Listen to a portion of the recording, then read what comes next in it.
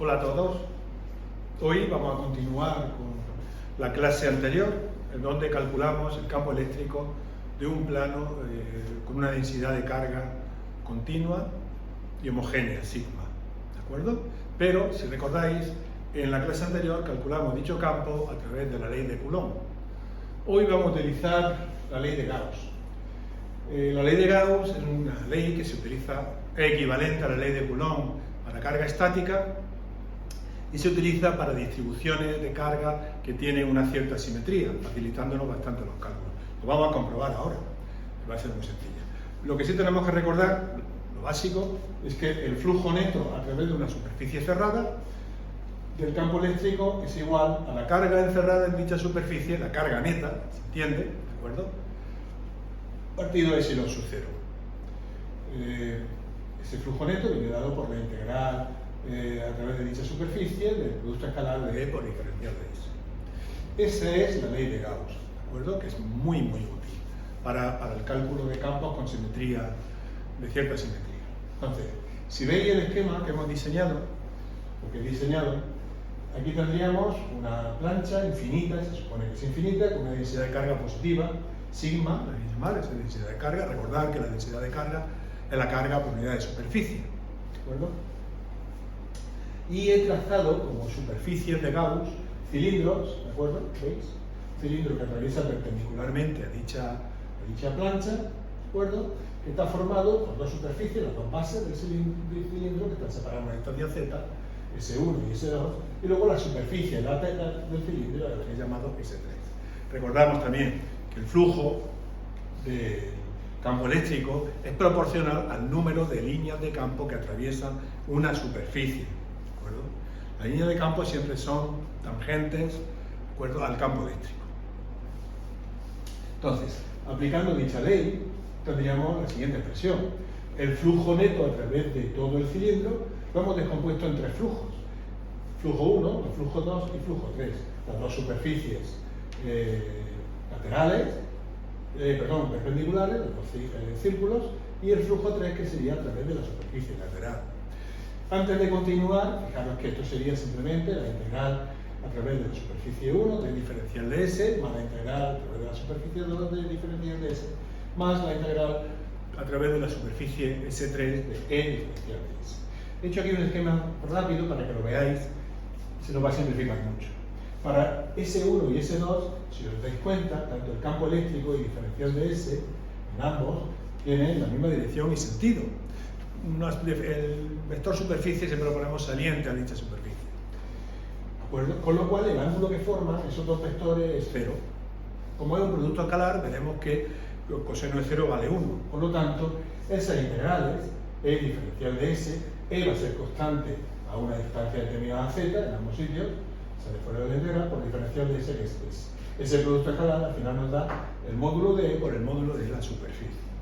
Sin embargo, si calculamos a través de la superficie S3, en cualquier punto de dicha superficie, he dibujado solamente un diferencial de S, podéis comprobar que el campo eléctrico, que como vimos ya en el vídeo anterior, dicho campo siempre es perpendicular al plano, en este caso va a ser perpendicular en cualquier punto a los vectores superficie, diferencial de superficie, ¿de acuerdo? Para ser superficies infinitesimales. Consecuencia, formar 90 grados, sabemos que el coseno de 90 es 0, y su producto escalar, el diferencial de S, es 0 en todos los casos. Es decir, que el flujo a través de la superficie S3, la superficie lateral, es nulo, se nos anula siempre. Por tanto, si nos vamos aquí a la expresión del flujo neto que atraviesa de esa superficie, pues pasa simplemente a las dos primeras integrales, que es E por S más P por S, es decir, dos veces E por S, módulo de E por la superficie.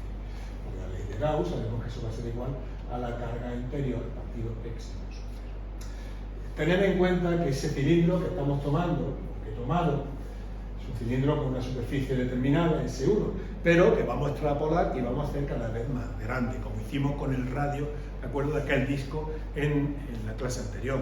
Vamos a tenderla a infinito.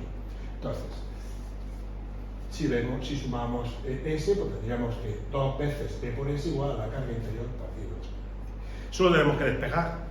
Despejamos el campo eléctrico, que sería la carga interior partido 2S partido epsilon sub 0. Como no puedo tener esa carga interior, porque sería infinita, tenemos un plano infinito, lo que sí sabemos es que la carga partido la superficie, por grande que sea, es la densidad superficial de carga. Sigma, que hemos dicho anterior, que sería el dato. Por lo tanto, sustituyendo esa expresión, me va a quedar que el campo eléctrico es igual a la densidad superficial de carga partido 2 veces epsilon sub 0. Es el mismo campo que obtuvimos en la clase anterior por la ley de Coulomb y medios de acuerdo vectoriales. Como veis, bastante más sencillo calcularlo a través de la ley de Gauss. Si queremos expresarlo vectorialmente, bueno, yo he puesto el eje perpendicular al plano como eje Z. Si ponéis el eje X, pues tendrá componentes Y en vez de K.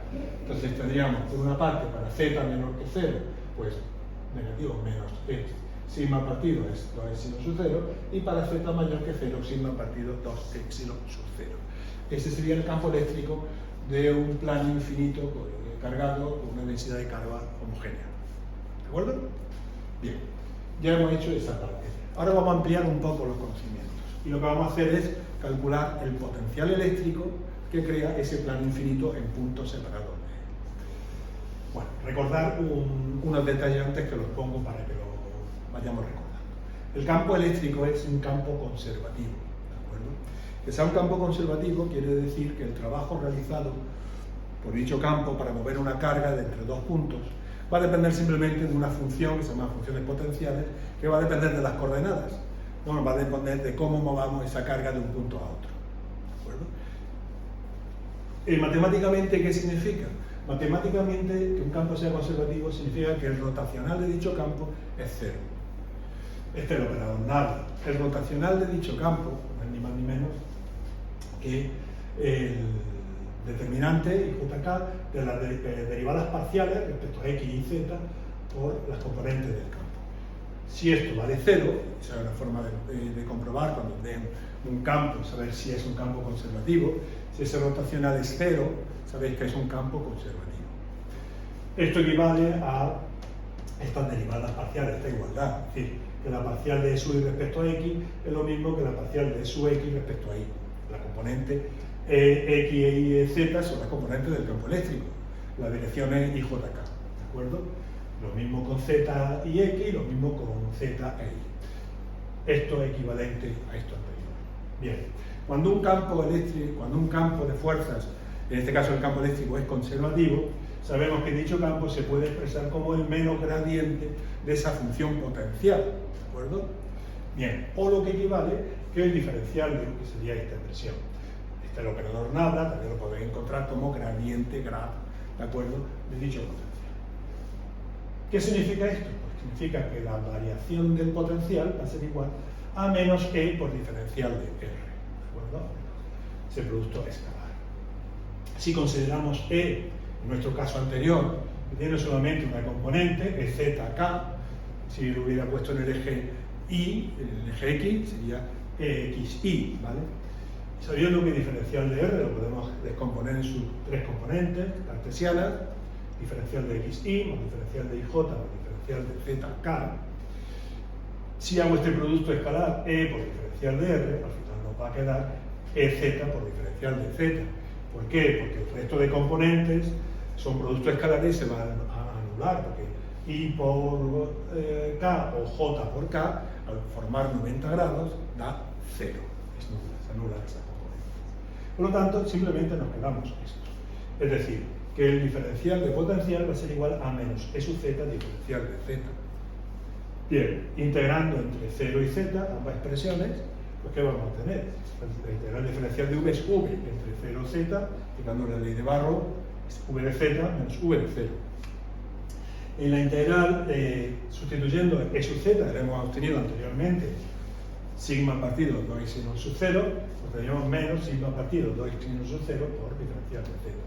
Esto es una constante que sale fuera de la integral, por lo cual nos queda simplemente la integral de diferencial de Z. Por tanto, V de Z menos V de 0 nos va a quedar Z. Nos va a quedar menos sigma partido 2 epsilon sub 0 por Z. Sustituyendo, ya tenemos la expresión del potencial eléctrico en puntos Z de acuerdos diferentes del plano. Ese potencial viene dado por menos sigma partido 2x sino sub 0 por z más el potencial en cero. El potencial en cero, la constante de arbitrariedad que nos va a dar el potencial en z igual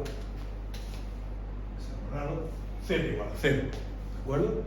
Ya tenemos el potencial se mide en voltios y todas las unidades están en el Sistema Internacional de Medidas. Podemos comprobar que la superficie equipotencial, en este caso, que son perpendiculares al campo eléctrico, por tanto son del tipo z igual a constante. Se puede ver simplemente, si nosotros hacemos el potencial igual a constante, una superficie equipotencial, y sustituimos aquí por constante, me queda exactamente esa expresión, z igual a constante. Son planos perpendiculares al eje z, perpendiculares al campo eléctrico. Pues eso es todo. Hemos calculado ya de otra forma diferente, aplicando la ley de Gauss, el campo eléctrico, un plano infinito, y el potencial que crea en puntos distintos del plano. Si calculase el potencial en la parte negativa, utilizaríamos la parte negativa, el signo menos, no cambia absolutamente nada, sería igual. Espero que os haya gustado y nos vemos en la siguiente clase. Hasta luego.